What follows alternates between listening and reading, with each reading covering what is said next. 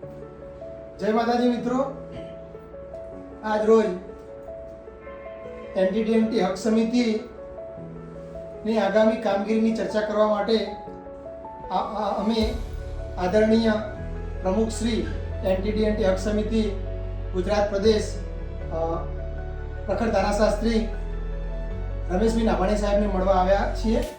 આમ તો વહેલા જવાનું હતું, પણ નાભાણી સાહેબ છેલ્લા એક વીકથી મહારાષ્ટ્રના પ્રવાસી હતા અને આપ કદાચ નહીં માનો, પણ અમે સાહેબને કહ્યું કે સાહેબ તમે કાલે ઘરે કેટલા વાગે આવવાના છો? તો સાહેબે કહ્યું કે અમે કચ્છ છું અને કદાચ કાલે બપોરે આવી શકીશ. તો સાહેબ તમારે જેટલું પણ ડ્રાઇવિંગ કરવું પડે, રાત્રે નીકળવું તો રાત્રે નીકળજો, પણ ખરેખર હવે બેસી રહેવા એવું નથી અને લોકોની એટલી બધી ઉગ્ર માગણી છે કે હવે આપણે આગળની જે પણ કામગીરી હોય એ કરવી પડશે. તો સાહેબ પણ આટલો બધો થાક અને ઉજાગરો હોવા છતાં પણ એ રાત્રે ડ્રાઇવિંગ કરી અને અહીંયા પાલનપુર આવ્યા છીએ. અમે બપોર પછી અત્યારે લગભગ 2-3 કલાકથી એનટીડીએનટી હક સમિતિ માટે આગામી શું કરી શકાય માટેની ગહન ચર્ચાઓ કરીએ છીએ. મારી સાથે ચિરાગભાઈ અને શૈલેષભાઈ પણ છે. આગામી સમયની અંદર અમે ચર્ચાઓ કરી એ મુજબ આગામી સમયમાં આપણે જે રજૂઆત કરવાની છે અને ખરેખર અત્યારે હાલ જે પરિસ્થિતિનું નિર્માણ થયું છે, કેટલી બધી રજૂઆતો આપણે કરી, તેમ છતાં પણ આ વંચિત સમુદાયો માટે કોઈ પણ કામગીરી થતી નથી અને જે પણ રજૂઆત હોય એનું ઇમ્પ્લિમેન્ટેશન થતું નથી.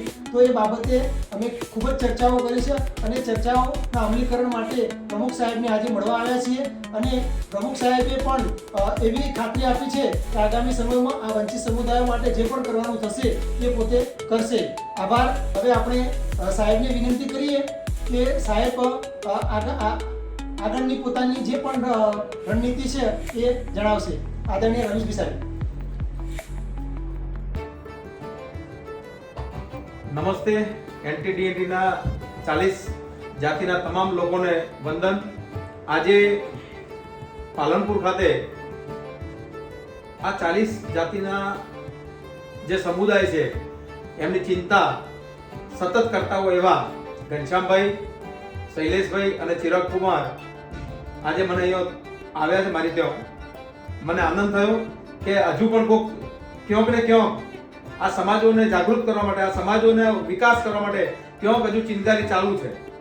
મિત્રો, બહુ ટૂંકી વાત કરું તો આગામી વીકમાં આપણે સરકારમાં એક મુલાકાત, શુભેચ્છા મુલાકાત માટે જવાના છીએ અને આવતા વીકમાં આપણે એમને એક આવેદનપત્ર આપી અને આપણા જે સમસ્યાઓ જે છે, મુદ્દાઓ છે, એ 4 કે 5 જે એકદમ પ્રાયોરિટી વાળા મુદ્દાઓ છે એ સામાજિક ન્યાય અધિકારીતા અને સીએમ સાહેબને આપવા માટે જઈશું.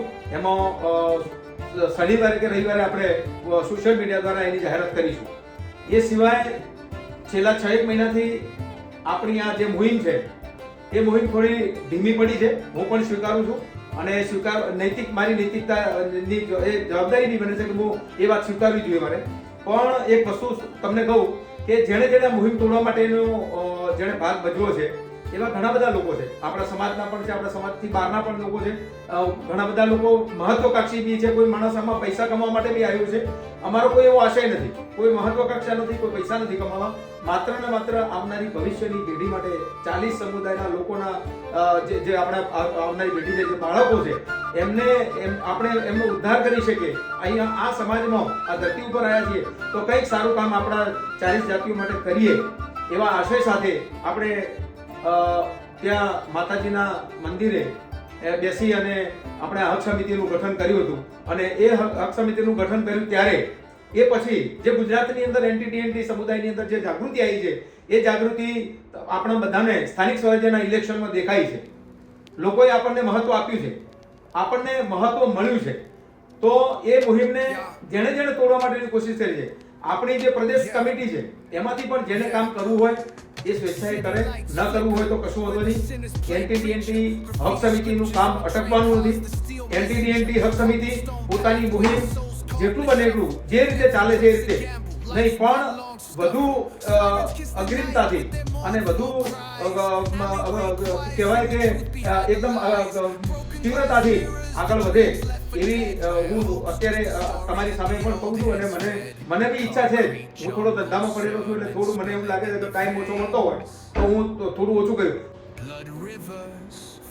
એટલે એનટીડીએનટી સમાજના 40 સમુદાયોને મારે માત્ર એટલું જ કહેવું છે કે આખા ગુજરાતમાં જો આપણે 1.25 કરોડથી વધારે લોકો હોઈએ, એક સાથે જો ઊભા થઈએ ને તો ધૂળ ઉડે, ધૂળ ઊભી થાય, એક ડમરીઓ ઊભી થાય, એટલી બધી તાકાત આપણામાં હોવી જોઈએ. આ એનટીડીએનટીમાં જો સુધી 11% અનામત ન મળે ત્યાં સુધી અમે લોકો બેસવાના નથી. અમારે માત્ર તમારો સપોર્ટ જોઈએ. અમે તમને વિનંતી કરીએ છીએ કે તમારાથી આપણા સમાજમાંથી જેટલા લોકો ભણેલા છે, 40 જે જાતિઓ આપણી છે એનટીડીએનટી, એમાંથી જે લોકો ભણેલા છે, જે કોઈ આર્થિક દાન આપી શકતા હોય, માની લો કે અમારે નથી જોઈતું પણ તમે પોતે અમદાવાદ મીટિંગ હોય તો આવી તો શકો તમારું ભાડું ખર્ચીને.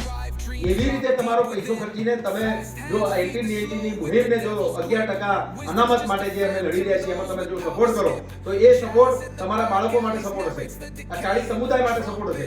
એ તમે અમને ભલે સપોર્ટ કરતા હોય પણ ભવિષ્યમાં તો તમને લાભ થવાનો જ છે.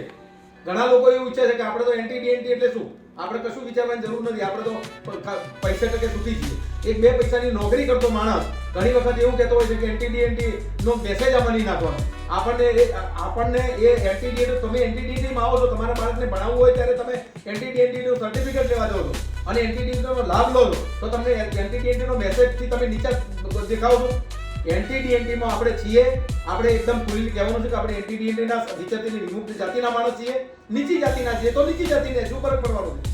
પણ જો 11%ની જે અનામતની જે મુહિમ ચાલે છે એમાં જો તમારો સપોર્ટ હશે તો 100% આપણે આ 11% અનામત આપણને મળશે. અને જો સુધી 11% અનામત આપણને ન મળે તો સુધી અમે જપીને બેસવાના નથી.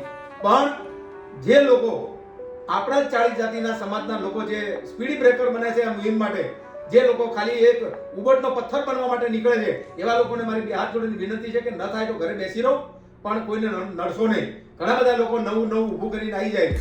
એટલે મારી આ સમાજને, આ 40 જાતિના તમામ સમુદાયના લોકોને, ભણેલા ગણેલા નાના મોટા બધા લોકોને મારી વિનંતી છે કે આ જે 11%ની મુહિમ અમે લોકો ચલાવવા જઈ રહ્યા છીએ અને જે ચલાવીએ છીએ એમાં આપ સૌનો સહકાર જોઈએ છે અને સહકાર આપો એવી આપ સૌને વિનંતી કરું છું. જય હિન્દ, જય ભારત. સાથે સાથે મારે આપને સૌને એવી પણ વિનંતી કરવાની છે કે માત્ર અમે 11% અનામત માટેની મુહિમ ચલાવીએ છીએ એવું નથી. લોકોને એ લોબા ગાળાનો થોડો ફાયદો છે એટલે એમ લાગશે કે આનાથી ક્યારે ફાયદો થાય, આ છે તે છે.